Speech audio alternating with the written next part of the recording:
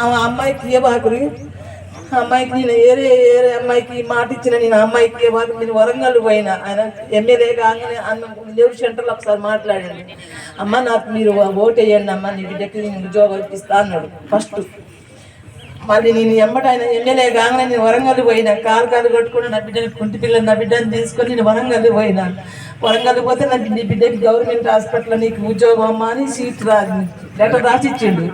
నేను ఆ నుంచి వచ్చి మన గవర్నమెంట్ హాస్పిటల్కి పోయినా. గవర్నమెంట్ హాస్పిటల్కి పోయి ఈ శంకర్ నాయకు చిట్టు కాదు మన లెటర్ రాసి ఇచ్చిండు, నా బిడ్డను చేసుకోవాలని భీమసాగర్ నాయకు మాట్లాడితే లేదమ్మా ఎమ్మటే మళ్ళీ ఫోన్ చేసి రిటర్న్ తీసుకున్నాను నా బిడ్డని, మళ్ళీ అలాగ తీసుకోలేదు.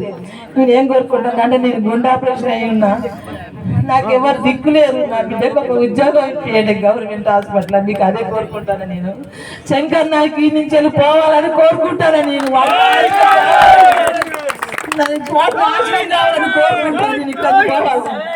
నా బిడ్డకు ఒక ఉద్యోగం ఇప్పి మీద రావాలి, గుండె ఆపరేషన్ అయిందని.